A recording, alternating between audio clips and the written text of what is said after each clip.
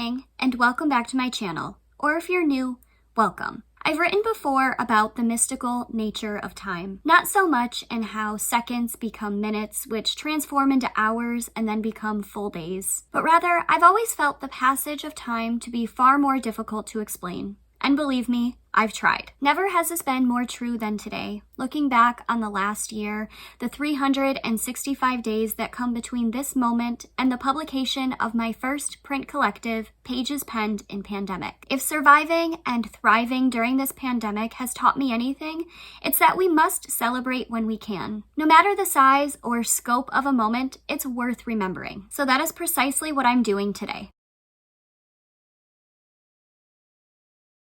I've cited September 23rd, 2020 as the day when Pages Penned in Pandemic was born. But like most ideas, it began as a seedling many weeks before. On August 20th, 2020, I posted on my blog with questions and answers about my time writing during the pandemic. I'll leave a link for that post in the description box below. From there, I began a series of featured interviews, and I reached out to my writing friends. In the month of August, I did reach out to other writers on social media, and my blog schedule began to fill up with more featured interviews. Throughout that series, I loved reading about what other writers were creating during the pandemic, and I got to thinking how amazing it would be to have all of those pieces compiled into one book. So circling back to September 23rd, 2020, I called my best friend Justin and pitched him this wild idea, and he said yes immediately. In the next few days, I crafted a project proposal, updated my website, created social media, and spread the word. Throughout the submission process, we kept the option open for authors to still include their featured interview even if their work wasn't accepted for publication. And I'm so happy that we were able to share the experiences of so many writers. I will leave a link to this featured interview series in the description box below. Once submissions opened, Justin and I were reading work weekly, responding personally to every submission within 2 weeks, and loving every minute of those editorial calls. We had some tough decisions and conversations along the way, and we received 347 submissions worldwide. Though work didn't need to be about the pandemic, it did need to be written during that time in 2020. During submissions, we were actively working on the cover, and it seems somewhat blasphemous now to remember that I paid somebody to design the cover when we ended up going with a design that I had created in the early weeks of the project. When we did share the cover reveal, I was more nervous than I had ever been sharing my creative work. But I'm excited to have that entire process documented in a blog post called Uncovering the Collective, and I'll leave a link for that in the description box below. As the book was set to launch toward the end of January, we did take the Christmas break to figure out the best platform to use in designing the interior of our book. Both myself and Justin organized the collective, and then we came together and discussed our selections and our process for the order. We discussed again, and we rearranged until we were absolutely in love with the final result. You can read more about this experience in a blog post called The Art of Collecting, which I'll leave linked in the description box below. We landed on Microsoft Word for the interior layout of the book. I designed all of the headers, and I input them into our final document to be proofed. We ordered our proof copies and did more line edits within the book, and then finally we were able to share a day together where we could go through the interior, finish our letters from the editors, and finally sign our names. It's been some time since this day, but I wanted to once again thank my best friend for taking on this wild idea and for helping me make the dream of this book into a reality. We're a dynamic duo, still trying to figure out life in the pandemic, and more aptly, adulthood from 2 different cities. While we had planned on the 25th being the official release date for the book, based on advice from other self-published authors, we did upload our manuscript onto Amazon's KDP platform many days in advance. And by the grace of the literary gods, our book went live the same day. Henceforth, January 20th is the day of this book's birth into the world. I waited not so patiently for my copies to arrive, and once they did, Justin and I shared a glass of champagne over FaceTime.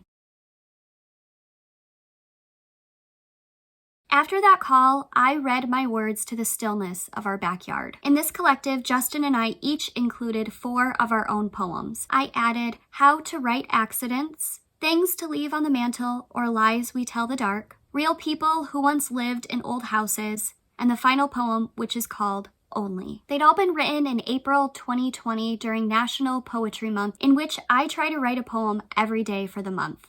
2020 was the first year in which I was successful. Of the poems, the first two have become reader favorites, and as such, I'm so excited to share them with you today. How to Write Accidents. In response to the birds beyond the window, you explore ideals once bestowed before bed. Long-lost rarities, those words no longer sound like your father, because you can't remember his voice. And without the din of rain, thinking remains shrill. He left nectarines on the counter that morning. He bought them to keep his own stubble, he said, scratching a hand over his jaw. And he rinsed the skin in the sink. Even now, when water glints against the counter, you recall how tender he was with the washing. How careful, how sure. You knew this denotation of lineage would only promise a family someday. To underwhelm this version of perfection, you speak to the chins of your lovers. Incantatory hush halts a haphazard haze of would-be tomorrow. If only. You will be brutal now because you were ruined by the thought that good fathers lived longer than bad men who suffered in stories. Yours lived only 30 seconds more. Now the birds are back to batter at the beveled glass until you listen. They say forget the imposition. Immerse only in the indulgence of an open window while the sky shreds itself to something far more elemental than an everyman could explain. Right there, they say, that pit, encased in flesh and juice and sweet, sour blood, right there, those peaches, are they ready for the slaughter? Rub a hand against a naked chin. Think only of picking fuzz from your teeth in a bite, not a replica of death, but a vignette juxtaposed against such nonsense. The birds will come again. They always do. Things to leave on the mantle, or lies we tell the dark. For Tina, your mind wasn't made for intricacies, so don't ring the doorbell of an empty house. These were your mother's words, and you cling to them still. They've since threaded themselves through your ribs to prick each time you get too close. Such is a warning against impetuous invitations to please come back, won't you?